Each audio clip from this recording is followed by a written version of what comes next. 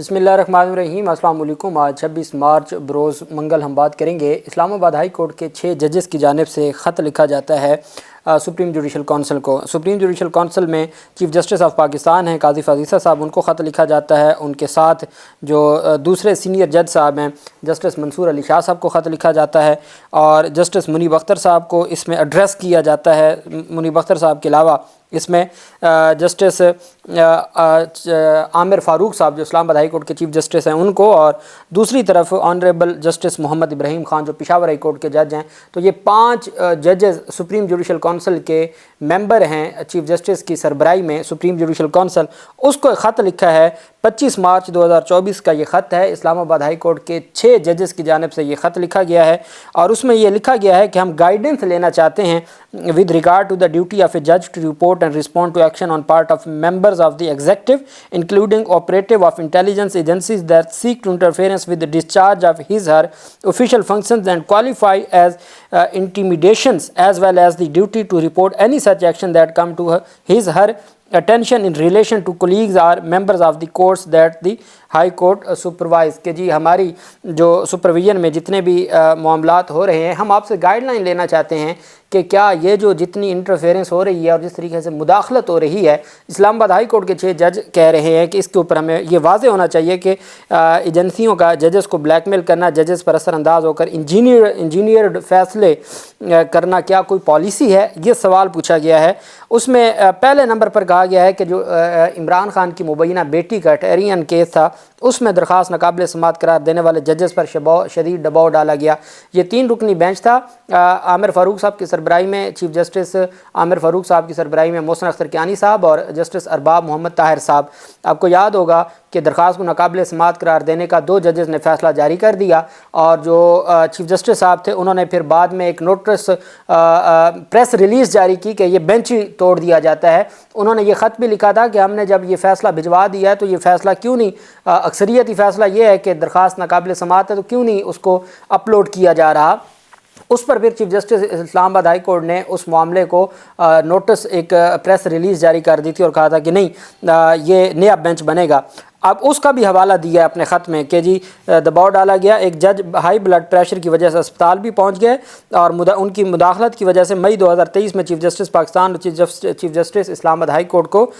Inform کیا۔ یہ مئی 2023، وہ 9 مئی کے بعد والی جو مئی 2023 میں چیف جسٹس پاکستان اس وقت عمر عطا بندیال صاحب تھے۔ آپ کو یاد ہوگا 6 ججز نے ملاقات کی تھی چیف جسٹس آف پاکستان سے، کہتے کہ ہم نے چیف جسٹس آف پاکستان کو بھی اور chief justice Islamabad high court کو بھی انفارم کیا، جس پر chief justice Islamabad high court نے بتایا کہ ڈی جی سی کو ہدایت کر دی ہے کہ ISI کا کوئی افسر ججز سے نہ ملے، لیکن دباؤ ڈالنے کا سلسلہ جاری رہا۔ یہ اپنے خط میں جج صاحبان لکھتے ہیں۔ مئی 2023 میں ہی اسلام آباد ہائی کورٹ کے جج کے برادر نسبتی جو بہنوئی کو 24 گھنٹے کے لیے اغوا کیا گیا۔ اسلام آباد ہائی کورٹ کے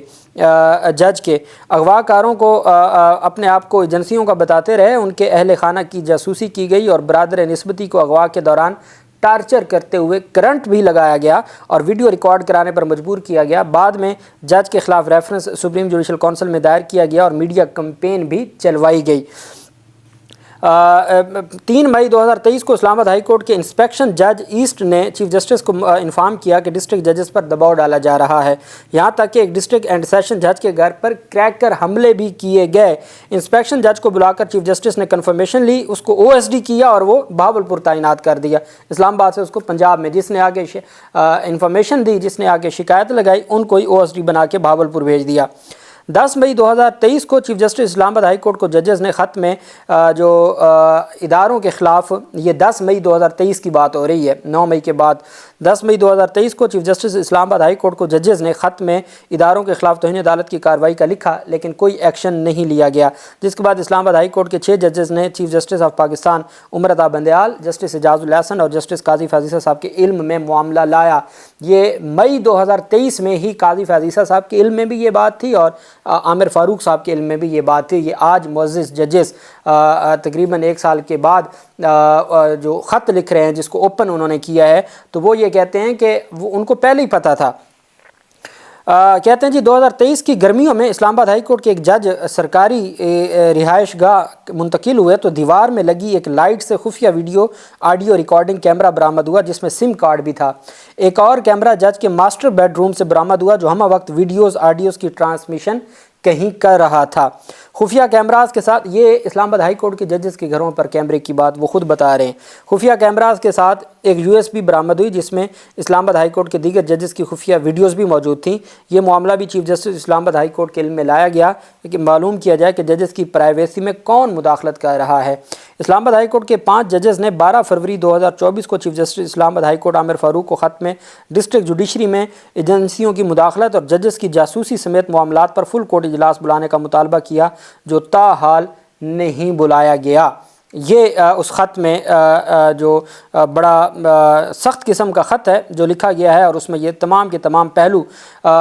جو سپریم جوڈیشل کونسل کے سامنے رکھے گئے ہیں۔ اب آپ جانتے ہیں اس سے پہلے لاہور ہائی کورٹ کے جسٹس شاہد جمیل خان صاحب نے استعفیٰ دیا تھا اور انہوں نے ایک پوری نظم بھی لکھی تھی آزادی اور غلامی کے حوالے سے۔ اس سے پہلے ہم دیکھتے ہیں کہ جسٹس اعجاز الاحسن صاحب نے استعفیٰ دیا جو سپریم کورٹ آف پاکستان کے جج تھے۔ پھر ہم نے دیکھا کہ جو سارے کا سارا مطالبہ ہے اس میں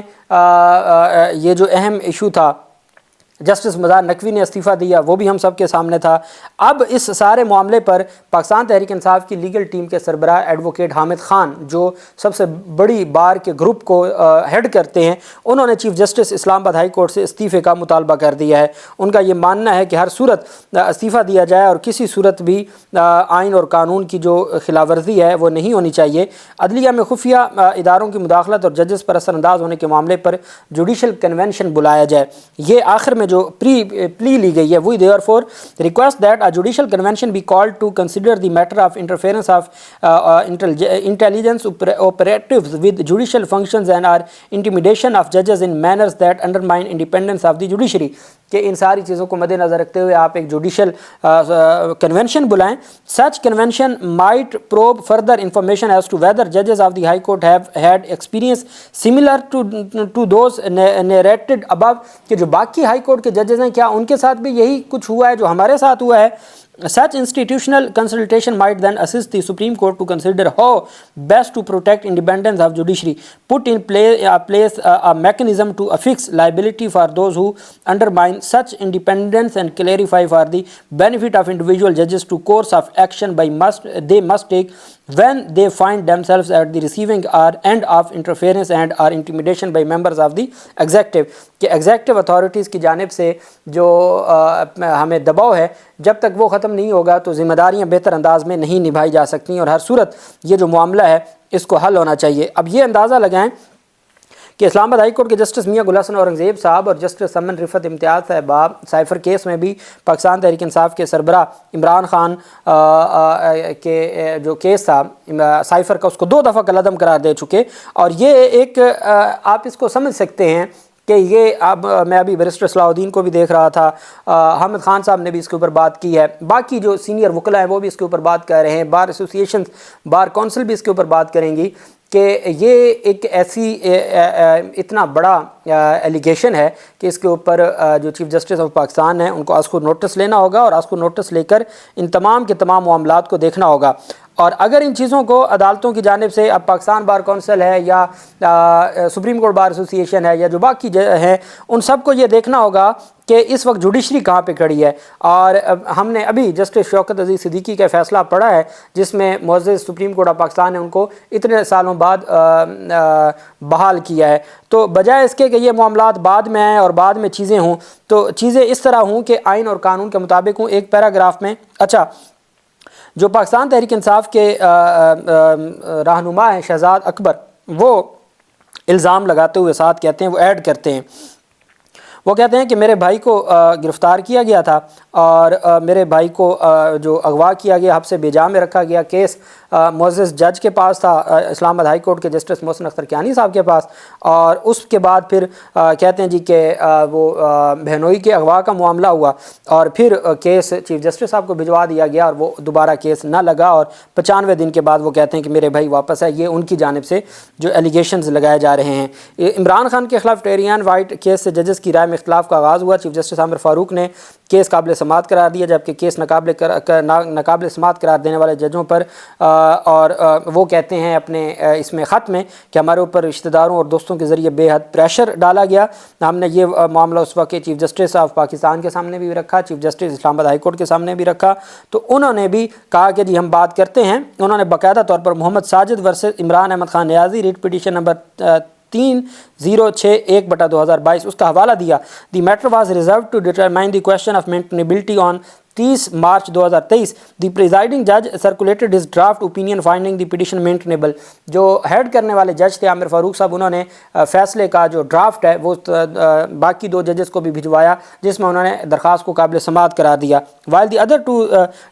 agreed with it and wrote a different opinion, انہوں نے ایک الگ اوپینین لکھی which was circulated on 19 April 2023۔ Considerable pressure was brought to bear on the ججز who had opined that the petition was not maintainable, کہ جن ججز نے کہا کہ یہ درخواست قابل سماعت نہیں ہے، ان کے اوپر دباؤ بہت زیادہ دباؤ تھا اور رشتہ داروں اور fearing for their security they sought additional protection for their homes. One of the جج had to be admitted in hospital due to high blood pressure caused by stress. The matter was brought to the attention of chief justice Islamabad high court, اور پھر اس طرح انہوں نے آگے بتایا کہ ہم نے اس طرح انفارم کی اور ہم نے اس طرح ساری چیزوں کو بتایا۔ اب یہ ساری چیزیں ہیں، اب دیکھنا یہ ہے کہ جو معزز سپریم کورٹ آف پاکستان ہے، چیف جسٹس آف پاکستان، وہ اس معاملے کے اوپر کیسے لے کے چلتے ہیں۔ ابھی یہ بھی خبریں آ رہی ہیں کہ کچھ اور بھی معزز ججز کی جانب سے کوئی بیان سامنے آ سکتا ہے۔